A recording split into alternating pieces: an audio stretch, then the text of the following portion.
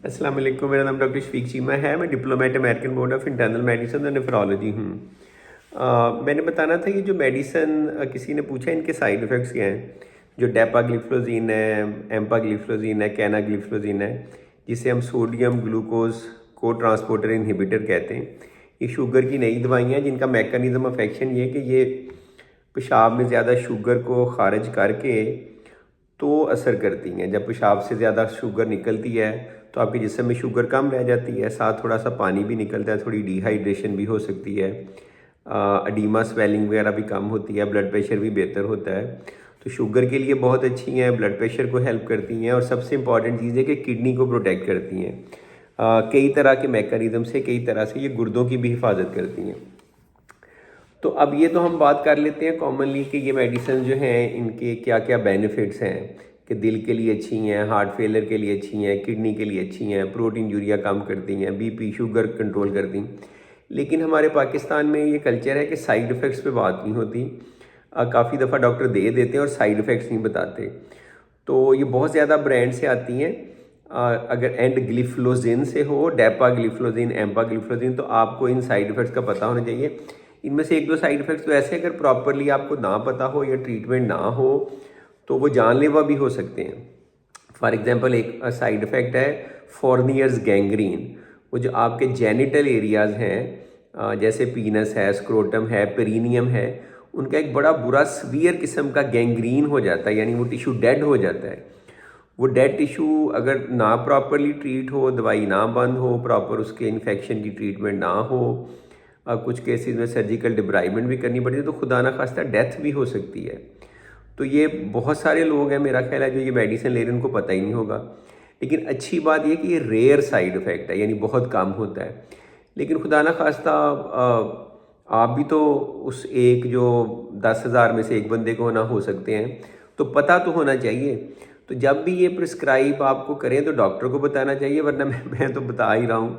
तो एक ये फोर्नियर्स गैंग्रीन है और दूसरा एक कीटो एसिडोसिस कंडीशन है।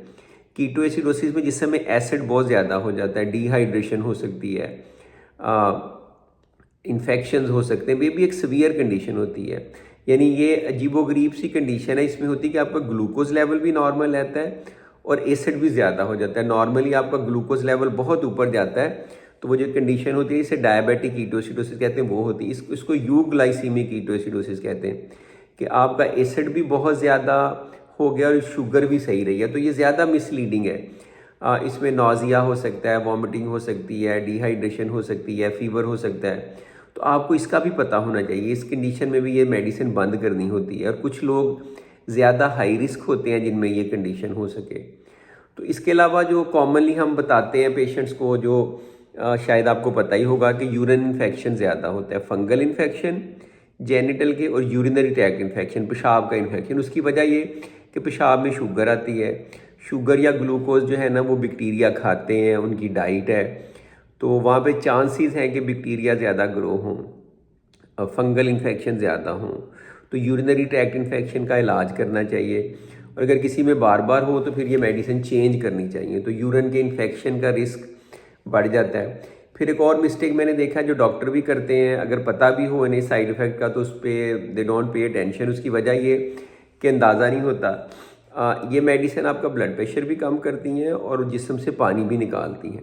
तो मैं तो अपने पेशेंट को कहता हूँ, अगर उल्टी आए, मतली हो, डायरिया हो, बुखार हो, इस सिचुएशन में ये मेडिसिन बंद कर लें, अपने डॉक्टर से मशवरा करें और फिर उसके मुताबिक एडजस्ट करें, क्योंकि ये थोड़ी डिहाइड्रेशन कर सकती हैं मेडिसिन।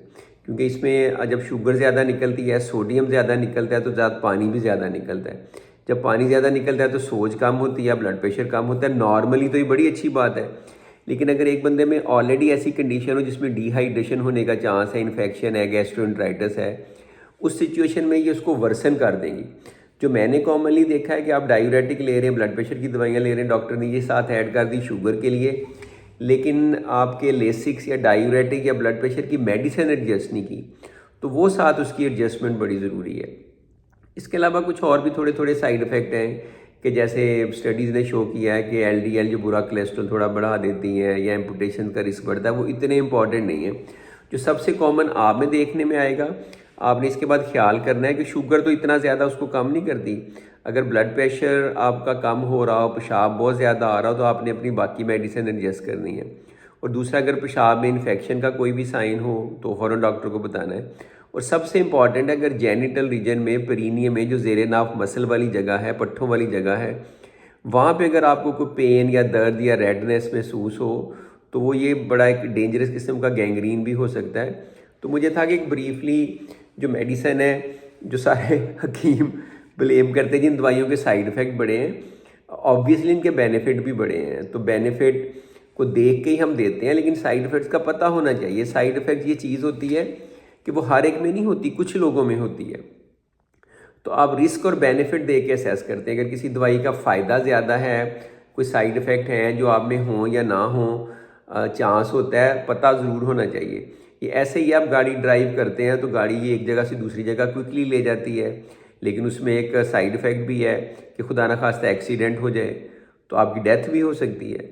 तो आपको पता होना चाहिए। आप एक रिस्क लेते हैं कैलकुलेटेड कि आपको गाड़ी चलानी है, लाहौर से गुजरांवाला पहुंचना है, आप घंटे में पहुंचेंगे वर्सेस पैदल चलेंगे, तो चांस तो उसमें भी है एक्सीडेंट का, लेकिन इसमें ऑब्वियसली ज़्यादा है। तो आपको मेडिसिन के मैं कॉमन साइड इफ़ेक्ट्स पे वीडियो बनाऊंगा, अगर आपको अच्छी लगे तो बताइएगा। फिर सबसे जो आम दवाइयाँ हैं जो सारे मरीज़ ज़्यादा इस्तेमाल करते हैं, उन पर फिर साइड इफ़ेक्ट्स पे बात करते हैं। Thank you.